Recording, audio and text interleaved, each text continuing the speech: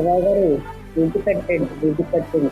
సత్యబాబు చదువుకున్నామండి మన దగ్గర దేవుని పరిశుద్ధమైన గొప్ప నామానికి మహిమ ఘనత ప్రభావములు మరి తండ్రి కుమార పరిశుద్ధాత్మ త్రియేక దేవుని నామమునకు చెల్లును గాక.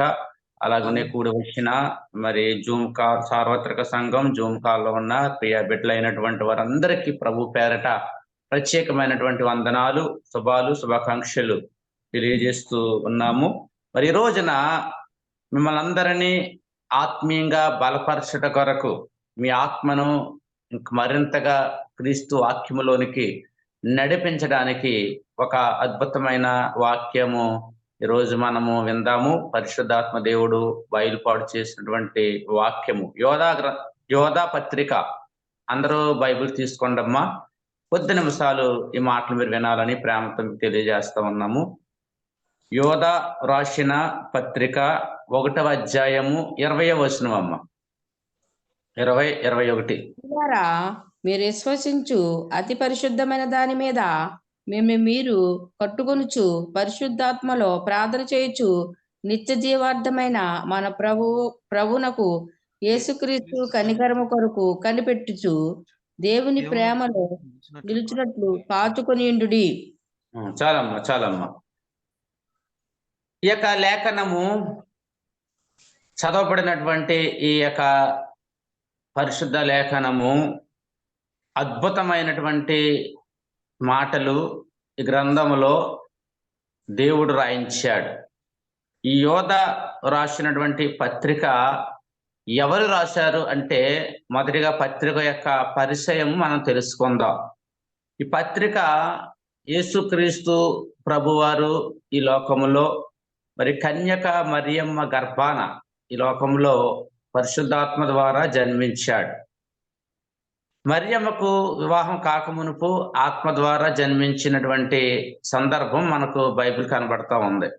అయితే యేసు ప్రభు ఈ లోకానికి వచ్చినటువంటి పని అంతయ్య కూడా పూర్తి చేసుకుని ఆయన ఆరోహణమై తండ్రి యొక్క సింహాసనం దగ్గరికి వెళ్ళి ఉన్నాడు.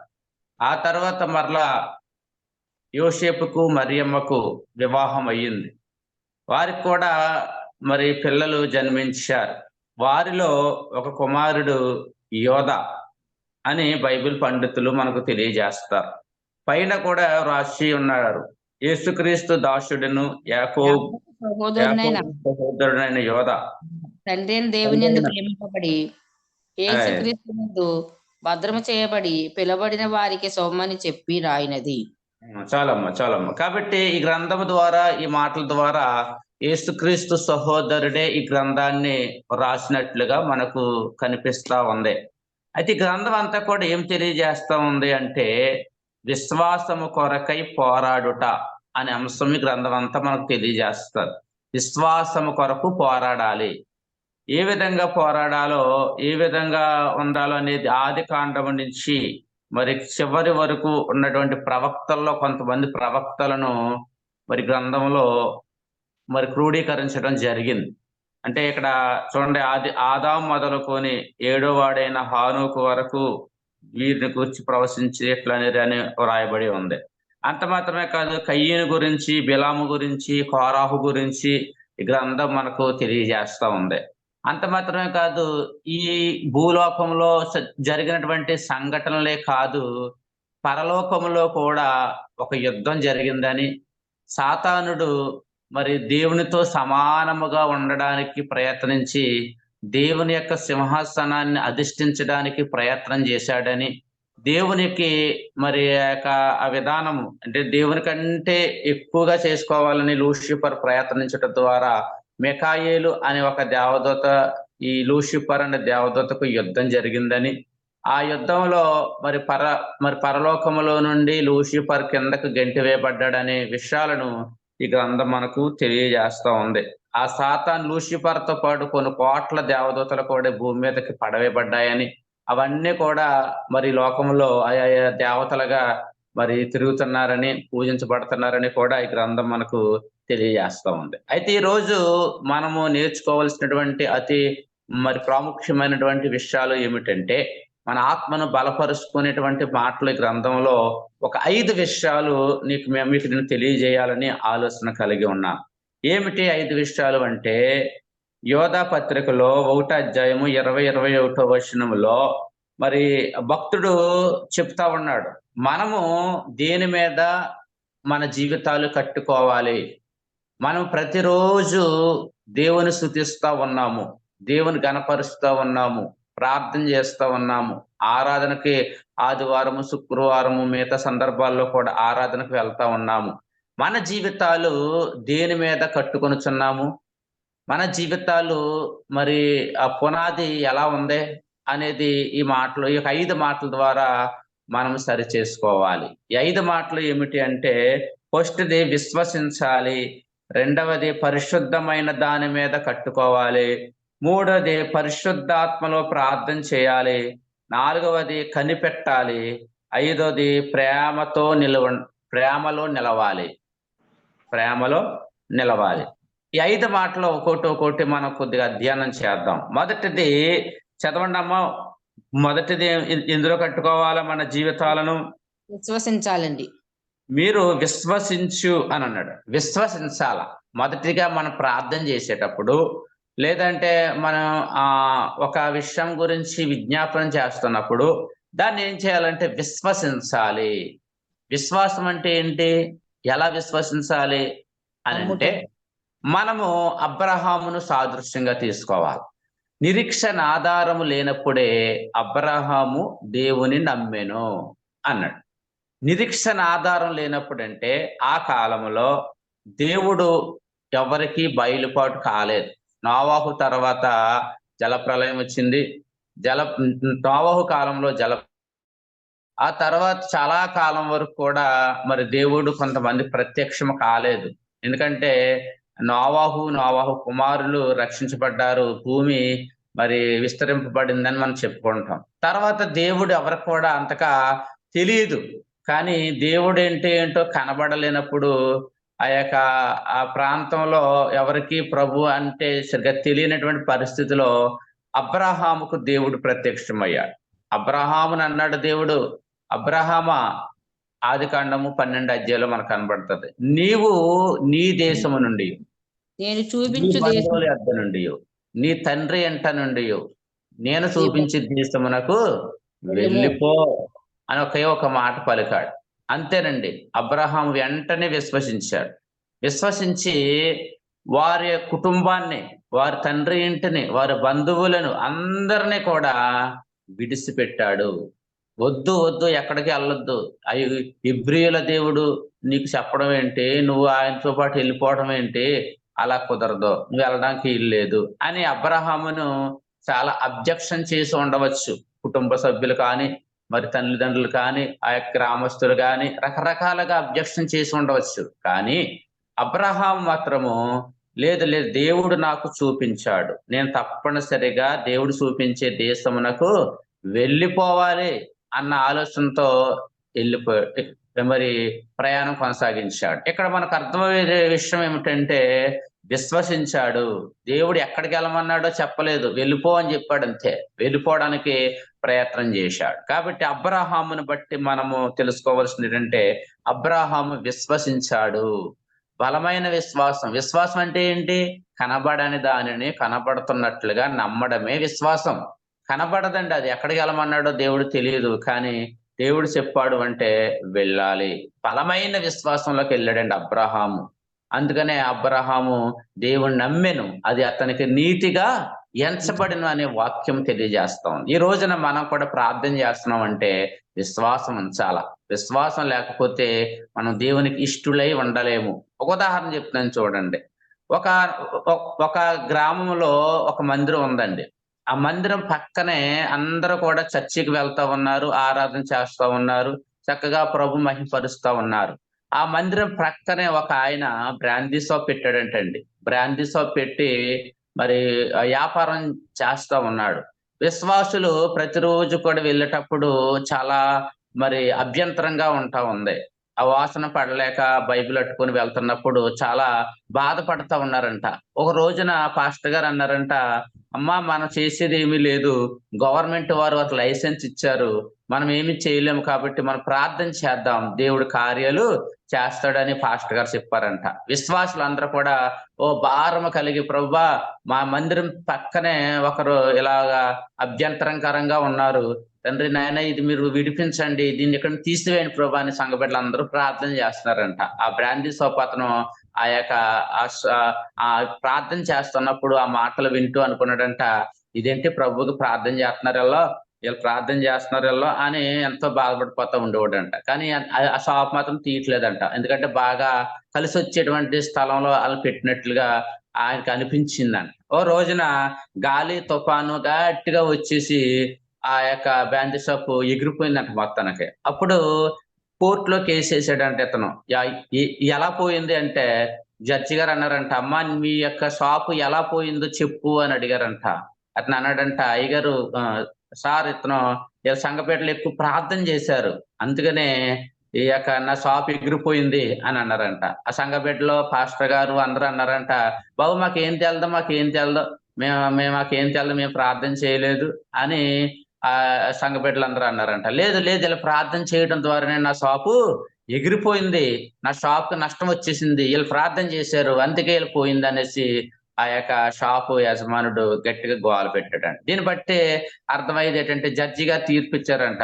విశ్వాసం అంటే ఏమిటంటే, వీళ్ళు ప్రార్థన చేశారు, నీ షాప్ ఎగిరిపోయింది, కానీ ప్రార్థన చేసే వారికి విశ్వాసం లేదు, ఆ యొక్క నష్టపోయిన వ్యక్తిగా బలమైన విశ్వాసం ఉంది అని చెప్పాడంట. అంటే దీన్ని బట్టి అర్థం ఏంటంటే, వాళ్ళకి బలమైన విశ్వాసం ఉంది, ఇలా ప్రార్థన చేయడం ద్వారానే నా షాప్ ఎగిరిపోయింది. వీళ్ళ భయం ఏంటంటే, నన్ను ఏదైనా శిక్షిస్తారేమో, నన్ను ఏదైనా బాధ పెడతారేమో అనుకుని ఆ బలమైన విశ్వాసాన్ని వీళ్ళు విడిచిపెట్టేసి అవిశ్వాసంలోకి వారు వెళ్ళిపోతా ఉన్నారని ఈ యొక్క కథ ద్వారా మనము తెలుసుకోవచ్చు. కాబట్టి అబ్రహాము దేవుని యొక్క విశ్వాసంలో ఎదిగాడు కాబట్టి ఆ పితరులకు తండ్రి అయ్యాడు, ప్రపంచానికి మరి 2 జనాంగాలకు తండ్రి అయ్యాడండి ఆయన. రెండవది మాటలు మనం చూద్దాం. రెండవది అతి పరిశుద్ధమైన దాని మీద కట్టుకోవాలి మన జీవితాలు. దేని మీద కట్టుకోవాలంటమ్మా? అతి పరిశుద్ధమైన దాని మీద కట్టుకోవాలి. ఏమి కట్టుకోవాలి? అతి పరిశుద్ధమైనది ఏమిటి అంటే, మనకు 2 పునాదులు కనబడతాయి బైబిల్లో. ఒకటి ఇసుక మీద పునాది, రెండవది రాతి మీద పునాది. మన పునాది ఎలా ఉన్నదంటే ఇసుక మీద పునాది వలె లేదు, రాతి మీద వేయబడిన పునాది వలె ఉంది అని మనం విశ్వసించాలి. ఎందుకంటే మన ప్రార్థన చేస్తా ఉన్నాం, ప్రార్థన ద్వారా ప్రాకారాలు కట్టబడతా ఉన్నాయి. దేవుని స్తోత్రం, హల్లెలూయా. మన చుట్టూరు దేవుని దూతలు కంచి వేస్తా ఉన్నాడు. మన ప్రయాణాలలో, మన పనుల్లో దేవుని యొక్క సహాయం మనకు ఉంది. మన ప్రార్థన చేయడం ద్వారా మన బిడ్డలు దీవించబడతా ఉన్నారు, మన కుటుంబాలు ఆశీర్వదించబడతా ఉన్నాయి. అంటే ఒక పునాదిని మనం ఏర్పాటు చేసుకుంటా ఉన్నాము. ఆ పునాది చాలా స్ట్రాంగ్ గా ఉంది, ఎందుకంటే అతి పరిశుద్ధమైన దాని మీద మన పునాది వేయబడతా ఉంది. దేవుని స్తోత్రం, హల్లెలూయా. ఎందుకు ఈ మాటలు చెప్తున్నామంటే, మన పునాది గట్టిగా లేకపోతే మనం పొద్దున్న లేచి ఆరాధన మనం చేయలేం. మన పునాది గట్టిగా లేకపోతే ఈ చలికాలంలో లేదంటే మనము ఫోన్ పట్టుకొని ముందుకు ప్రార్థన చేయలేం. కాబట్టి ఆ పునాదిని ఇంకా ఇంకా దృఢంగా చేసుకోవాలా. ఏం చేయాలంటమ్మా? దృఢంగా చేసుకోవాలా. సిమెంట్ తో కట్టిన గోడ చాలా స్ట్రాంగ్ గా ఉంటదంటండి. అయితే మన పునాది కూడా చాలా స్ట్రాంగ్ గా ఉండేలాగే మనము భక్తి విధానంలో కొనసాగాలి. ఎప్పుడు తెలుస్తుంది అంటే, ఈ పునాది గట్టిగా ఉందా లేదా అనేది ఎప్పుడు తెలుస్తుంది అంటే, మనకు కష్టాలు వస్తాయి, బాధలు వస్తాయి, వేదనలు వస్తాయి, శోధనలు వస్తాయి, ఇరుకు ఇబ్బందులు ఎదురవుతాయి, ఎవరు కూడా సహాయం చేయలేనటువంటి పరిస్థితులు ఏర్పడతాయి. అప్పుడు మన స్ట్రాంగ్ గా ఉందా లేదా పునాది, మన భక్తి విధానం కరెక్ట్ గా ఉందా లేదా అనేది అప్పుడు తెలుస్తుంది అన్నమాట. యోబు భక్తుడు చెప్తున్నాడు కదా, నీవు ప్రార్థన చేస్తా ఉన్నావు, ఆరాధన చేస్తా ఉన్నావు, దేవునికి విధేయత చూపిస్తా ఉన్నావు, అయితే నీ శ్రమలలో నీ భక్తి నీకు ధైర్యం పుట్టిస్తుందా అని యోబు ప్రశ్న అడుగుతా ఉన్నాడు. ఆ ప్రశ్నకు జవాబు కావాలంటే మన పునాది ఎలా ఉండాలంటమ్మా? అతి పరిశుద్ధమైన దాని మీద మనం కట్టుకోవాలి. ఎట్టి పరిస్థితుల్లో ఆ పునాదిని మనము మరి అవిశ్వాసులుగా మనం ఉండకూడదు. ఇంకా ఇంకా ఆత్మీయతలో ఎదగాల, ఇంకా నేర్చుకోవాలా, ఇంకా ఇంకా ముందుకు వెళ్ళాలా. ఆ విధమైనటువంటి అతి పరిశుద్ధమైన దాన్ని మనం కట్టుకుంటే దేవుడు మనల్ని ఆశీర్వదిస్తాడు. మునుపటి కంటే అధికమైన ఆశీర్వాదాలు నీకు ఇస్తాడు. ఒక శ్రమ వచ్చిందంటే ఆ శ్రమ వెనకాల ఒక మేలును దాచి ఉంచుతాడు. ఈ విషయం మనం ఎప్పుడు మర్చిపోకూడదు. శ్రమతోనే మనం ఉండిపోలేము. శ్రమను మరి అధిగమించి ప్రభు మనకు సహాయము చేస్తాడు అనే విషయాన్ని మనం నమ్మాల. తర్వాత మూడవది ఏం చెప్పుకుంటున్నామంటమ్మా, పరిశుద్ధాత్మలో ప్రార్థన చేయాలా. చెప్పండి, ఎలా ప్రార్థన చేయాలంటమ్మా? పరిశుద్ధాత్మ. చూడండమ్మా, రోమపత్రిక 8:26 చదవండి అమ్మా. రోమపత్రిక 8:26.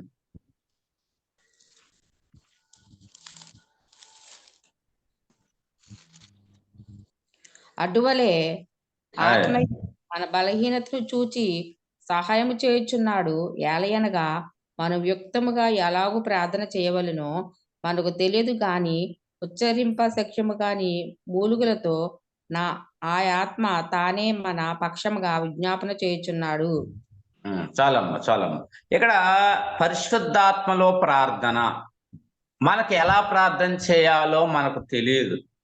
మన ప్రార్థన ఎప్పుడు కూడా దేవుని మీద ఆధారపడే ప్రార్థన చేయాల. అప్పుడు పరిశుద్ధాత్మ దేవుడు మనలోకి వచ్చి ఎలా ప్రార్థన చేయాలో ప్రతీది కూడా మనకు నేర్పిస్తాడండి. ఉచ్చరింప సఖ్యము కాని మూలికలతో ఆ ప్రార్థన మనకు వస్తుందండి. చాలా మంది పెదవులతో కూడిన ప్రార్థన చేస్తారు. పెదవులతో కూడిన ప్రార్థన పరలోకంని కదిలించదండి. ఎందుకంటే దేవుని సంతోషపరచదు. ఎప్పుడు ఈ యొక్క ప్రార్థన మనకు వస్తుంది అంటే మనము మన యొక్క ఆ శరీరాత్మ ప్రాణాత్మలతో కలిపి ప్రార్థన చేసేటప్పుడు, ఆ వేదనతో కూడిన ప్రార్థన చేసేటప్పుడు మరి దేవుడు మనలో నుండి ఆత్మ దేవుడు మాట్లాడటం ప్రారంభిస్తాడన్నమాట. చూడండి, ప్రార్థన పరిస్థితులను మారుస్తుంది.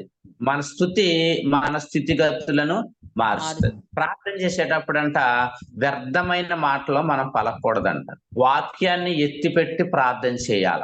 దేవుడు వాక్యం ఏం చెప్తుంది? యోహాను సువార్త 15:7 నా యందు మీరును మీ యందు నా మాటలను నిలిచి ఉన్న ఎడల మీకేది ఇష్టమో అడుగుడి అని.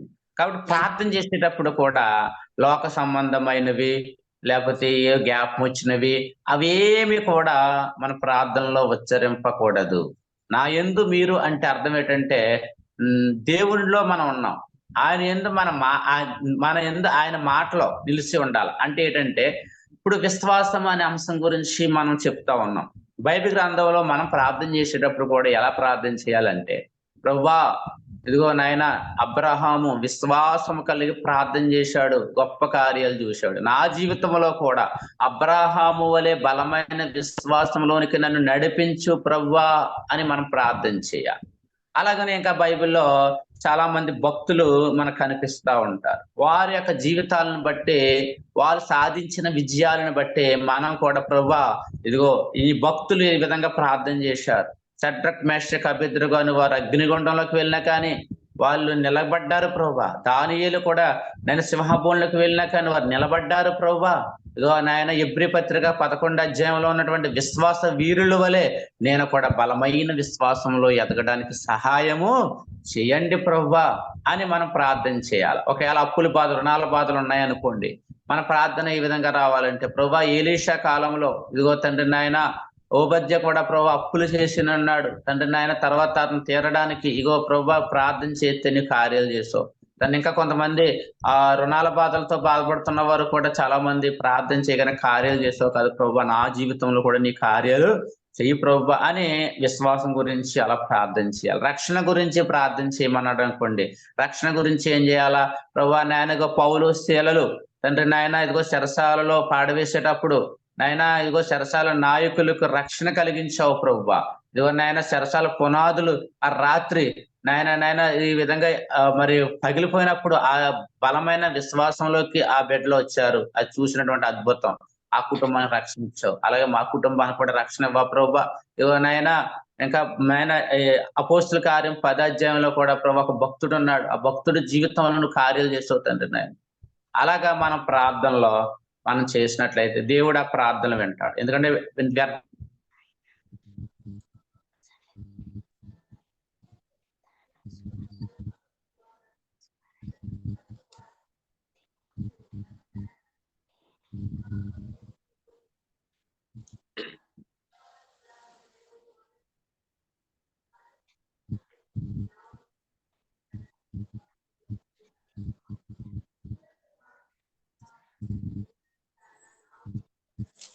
ఆగిపోయింది.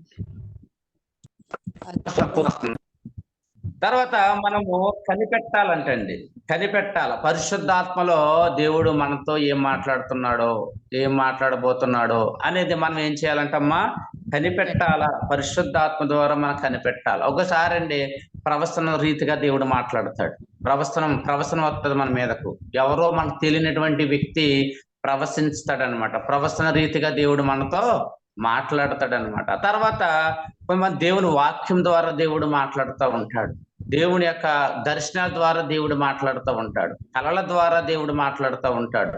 వివిధ రకాలుగా ప్రభు మనతో మాట్లాడేటప్పుడు మనము విశ్వసించాలా, మనం కనిపెట్టాలా. తర్వాత పరిశుద్ధాత్మ ద్వారా ప్రార్థన చేయాలని వాక్యం మనకు తెలియజేస్తా ఉందండి. చివరి మాట చూద్దాం, ప్రేమలో నిలవాలి. ఒకసారి ఈ మాటలు మళ్ళీ ఒకసారి చదవండి అమ్మా. యోధా పత్రిక 1వ అధ్యాయం 20వ వచనం చదవండి అమ్మ ఒకసారి. ప్రియులారా, మీరు విశ్వసించు అతి పరిశుద్ధమైన దాని మీద మిమ్మల్ని మీరు కట్టుకొనుచు పరిశుద్ధాత్మలో ప్రార్థన చేయొచ్చు నిత్య జీవార్థమైన మన ప్రభు యేసుక్రీస్తు కనికరము కొరకు కనిపెట్టుచు దేవుని ప్రేమలో నిలుచున్నట్లు కాచుకొని ఉండుడి. చాలమ్మ. 5వ మాట ఏంటంటే దేవుని ప్రేమలో నిలుచున్నట్లు కాసుకోవాలా. ఏ ప్రేమలో అమ్మా? దేవుని ప్రేమలో. దేవుని ప్రేమ మనల్ని చాలా చాలా బలపరుస్తూ ఉంది. దేవుని ప్రేమ మనం చాలా చాలా పురికొల్పుతా ఉందండి. అపోస్తలుడైన పౌలు గారు కూడా నన్ను బలపరుచిన వాని యందు నేను సమస్తము చేయగలను. ఈ మాట చెప్పండి అమ్మ అందరూ కూడా. నన్ను బలపరిచిన వాని యందు నేను సమస్తము చేయగలను అంటున్నాడు. ఇంకో చోట ఏంటంటే ప్రేమ నన్ను బలవంతము చేస్తా ఉంది కనుకనే నేను సువార్త ప్రకటిస్తున్నాను అని చెప్తాడు. ప్రేమ బలవంతం చేస్తుంది అంటండి. నువ్వు వెళ్ళు సువార్త చేయి, నువ్వు వెళ్ళు ఈ వ్యక్తులకు సహాయం చేయి, నువ్వు వెళ్ళు వీళ్ళ బాధలో ఉన్నారు వీళ్ళని ఓదార్చు అని ప్రేమ ఏం చేస్తుందంటే బలవంతం చేస్తాను. చూడండి అమ్మ, ఒకే మాట చదివి నేను ముగిస్తాను. 1వ కొరింథీ 13వ అధ్యాయము 13వ వచనం నుండి 1వ వచనం నుండి కొన్ని మాటలు చదవండి అమ్మా. నేను ముగిస్తున్నాను ఈ మాటలు చెప్పి. 1వ కొరింథీ 13వ అధ్యాయము 1 నుండి కొన్ని మాటలు చదవండి. మనుష్యుల భాషలతోనూ దేవదూత భాషలతోనూ నేను మాట్లాడినను ప్రేమ లేని వాడినైతే రోగడు కంచును గణగడలాడు తాళమునై ఉందును. ఇంకా చదవండి, కడదాకా చదవండి అమ్మ. ప్రవచించు కృపావరము కలిగి మధ్యములనియు మర్మములనియు జ్ఞానమందును ఎరిగిన వాడినైనను కొండలను పెక్కలింపగల పరిపూర్ణ విశ్వాసము గలవాడినైనను ప్రేమ లేని వాడినైతే నేను వ్యర్థుడను. ఇంకా చదవనండి. తర్వాత ప్రేమ లేని వాడైతే ప్రయోజనం లేదు. ఒక్కసారి నేను చదువుతాను చూడండి అమ్మా. ఏంటంటే అంతా కూడా ప్రేమ గురించి ఈ మాటలో అపోస్తలుడైన పౌలు గారు తెలియజేస్తా ఉన్నారు. కాబట్టి నేను చదువుతున్నాను ఈ మెసేజ్, మీ జాగ్రత్తగా వినండి. వేదల పోషణ కొరకు నా ఆస్తి అంతయు ఇచ్చినను, కాల్చుబడుటకు నా శరీరం అప్పగించినను ప్రేమ లేని వాడినైతే నాకు ప్రయోజనం ఏమీ లేదు. ప్రేమ దీర్ఘకాలము సహించును, దయ చూపించును, ప్రేమ మత్సరపడదు, ప్రేమ డంబముగా ప్రవర్తించదు, అది ఉప్పొంగదు, అమర్యాదగా నడవదు, స్వప్రయోజనము విచారణ చేయదు, త్వరగా కోపపడదు, అపకారము మనసులో ఉంచుకొనదు, దుర్నీతి విషయమై సంతోషపడక సత్యమందు సంతోషించును, అన్నిటినీ తాలుకొనును, అన్నిటినీ నమ్మును, అన్నిటినీ నిరీక్షించును, అన్నిటినీ ఓర్చును. ప్రేమ శాశ్వత కాలం ఉండెను, ప్రవసనములైనను నిరర్ధకములైనను భాషలను నిలిచిపోవును, జ్ఞానమైనను నిరర్ధకమగును, మనము కొంత మట్టుకు ఎరుగుచు కొంత మట్టుకు ప్రవశించున్నాము గాని పూర్ణమైనది వచ్చినప్పుడు పూర్ణము కాని నిరర్ధకమగును. నేను పిల్లవాడినై ఉన్నప్పుడు పిల్లవాని వలె మాట్లాడి తిని, పిల్లవాని వలె తలంచి తిని, పిల్లవాని వలె యోచించి తిని. ఇప్పుడు పెద్దవాడినై పిల్ల చేష్టలు మానివేసి తిని. ఇప్పుడు అద్దములో చూసినట్లు చూచినగా చూస్తున్నాను. ఇప్పుడు ముఖాముఖిగా చూతును. ఇప్పుడు కొంత మట్టిగా ఎరిగి ఉన్నాను. ఇప్పుడు నేను పూర్తిగా ఈ ఎరుగుబడిన ప్రకారం పూర్తిగా ఎరుగుదును. కాగా విశ్వాసము, నిరీక్షణ, ప్రేమ ఈ మూడును నిలుసును. వీటిలో శ్రేష్టమైనది ప్రేమయే. దేవుని స్తోత్రం. హల్లెలూయా. ఇక్కడ ప్రేమ గురించి అపోస్తలుడైన పౌలు గారు తెలియజేస్తూ ఉన్నారు. ప్రేమలో ఉన్నటువంటి గొప్పతనము, ప్రేమలో ఉన్నటువంటి త్యాగము, ప్రేమలో ఉన్నటువంటి ఆ యొక్క మాధుర్యము, ప్రేమ కలిగి ఉండాలి, ఎలా ఉండాలో అపోస్తలుడైన పౌలు గారు చెప్తా ఉన్నారు. కాబట్టి ప్రేమలో నిలవాలి అనే ఈ యొక్క విషయాన్ని మనం తెలియజేస్తూ ఉంది. అయితే ఒక అద్భుతమైన సందేశం ఏంటంటే ఇక్కడ చెప్తా ఉన్నాడు, నా ఆస్తి అంతా కూడా ఇతరులకు అమ్మివేసినా గానీ ప్రేమ లేని వాడిని అయితే అది వ్యర్థము అని చెప్తా ఉన్నాడండి. అలాగే భాషలతో, దేవదూతల భాషతో మాట్లాడినా, లేకపోతే ఎంత గట్టిగా వాక్యం చెప్పినా, లేదంటే ఏది చేసినా గాని, మర్మయుక్తమైన జ్ఞానం అంతా కూడా చెప్పినా గాని ప్రేమ లేకపోతే అదంతా కూడా వ్యర్థము అని చెప్తా ఉన్నాడు. ఇంకా ఈ ప్రేమ యొక్క గొప్పతనం గురించి చెప్తూ లాస్ట్ ఏం చెప్తున్నాడంటే విశ్వాసము, నిరీక్షణ, ప్రేమ ఈ మూడు నిలుస్తాయంట. వీటిలో శ్రేష్టమైనది ఏంటమ్మా? ప్రేమ. కాబట్టి ఈ వాక్యం ద్వారా మనము పొందుకోవలసినటువంటి ఆత్మీయ 5 సత్యాలు ఏమిటి అంటే, ఒకటి విశ్వాసం మనం ప్రతిరోజు విశ్వాసం ఉంచాలా. రెండవది పరిశుద్ధాత్మ దాని మీద కట్టుకోవాలా. పరిశుద్ధమైన దాని మీద కట్టుకోవాలంటే ఎల్లప్పుడూ కూడా పరిశుద్ధాత్మ దేవుడి నీలో నివసించాల. ఆత్మ లేనివాడు నావాడు కాడు అనే వాక్యం తెలియజేస్తా ఉంది. కాబట్టి పరిశుద్ధాత్మలో మన జీవితాలను కట్టుకున్నట్లుగా మనకు సహాయం చేయమని దేవుణ్ణి అడగాల. మనం నడిచే త్రోవలు ఎలా ఉన్నాయో, మనం వెళ్ళే బాట ఎలా ఉందో అది దేవునికి అంగీకారయోగ్యంగా ఉందా, నిన్ను బట్టే కదా నా నామం అన్యజనుల యొద్ద దూషించబడతా ఉంది అన్నట్లుగా ఉందా అనేది పరిశుద్ధాత్మలో మనం కట్టుకున్నటువంటి పునాది మీదే ఆధారపడి ఉన్నది. తర్వాత పరిశుద్ధాత్మలో ప్రార్థన చేసేవారుగా మనం ఉండాల. తర్వాత కనిపెట్టాల, పరిశుద్ధాత్మలో ప్రతి విషయం ద్వారా కూడా కనిపెట్టాల. తర్వాత ప్రేమలో నిలవాలా. ఏ ప్రేమలో నిలవాలంటే యేసుక్రీస్తు యొక్క ప్రేమలో నిలవాలా. ఒక్కొక్కసారి ప్రేమగా ఉన్నప్పుడు కొంతమంది మనల్ని ఎటకారం కూడా చేయవచ్చు. అయినప్పుడు కూడా దేవుని ప్రేమతో మనం చేస్తా ఉన్నాము, దేవుని ప్రేమ కలిగి మనం ఉన్నాము కనుక కలుగుతా ఉన్నాం. దేవుని ప్రేమ మనలో లేదనుకుంది. చూడండి, నేటి సమాజంలో కత్తులతో, కక్షలతో, మరి బాంబులతో, మరి రకరకాలుగా ప్రజలు హింసిస్తా ఉన్నారు, ప్రజలు బాధిస్తూ ఉన్నారు. అదే దేవుని ప్రేమ వారిలో ఉన్నదనుకోండి, అయ్యో ఒక మనిషిని చంపడం నేరం, ఒకరిని హత్య చేయడం నేరం అనే విషయం వరకు అర్థమవుతుంది. అది యేసు ప్రభు చెప్పిన మాట, ప్రేమ కలిగి ఉండండి, నిన్ను వలె నీ పొరుగు వారిని ప్రేమించమని వాక్యం తెలియజేస్తాం. ఇది సహజ సిద్ధంగా రాదు, స్వభావ సిద్ధంగా రాదు, కానీ దేవుని వాక్యం ద్వారా ఇది అమలవుతుంది, నెరవేర్చబడుతుంది అని తెలియజేస్తూ ఈ యొక్క 5 రకాలటువంటి గొప్ప విశ్వాసం మీద కట్టుకోవాలనే విషయం మీ హృదయాల్లో భద్రపరుచుకుంటారని, వాక్యం ద్వారా ఆత్మీయంగా బలపడతారని తెలియజేస్తూ ఈ మాటలు ముగిస్తున్నా. దేవుడు మనం దీవించిన గాక. ఆమేన్. ఎంతో శ్రద్ధగా ఈ మాటలు విన్న మీకు అందరికీ హృదయపూర్వకంగా వందనములు తెలియజేస్తూ ఉన్నాం. ఆమేన్. వందనాలండి పాస్టర్ గారు. తొట్టిల్లకుండా మిమ్మల్ని కాపాడుటకును, తన మహిమ ఎదుట ఆనందముతో మిమ్మల్ని నిర్దోషులుగా నిలవబెట్టుటకును శక్తిగల మన ప్రభు అయిన రక్షకుడైన అద్వితీయ దేవుడు మన ప్రభు అయిన యేసుక్రీస్తు ద్వారా మహిమ, మహత్యము, ఆధిపత్యము, అధికారము యుగయుగములకు ఇప్పుడును సర్వయుగములకు గ్రూప్లో ఉన్నటువంటి ప్రియ బిడ్డలందరికీ సదాకాలం తోడై ఉండి నడిపించును గాక. ఆమేన్. వందనాలు పాస్టర్ గారు. వందనాలు పాస్టర్ గారు. వందనాలు.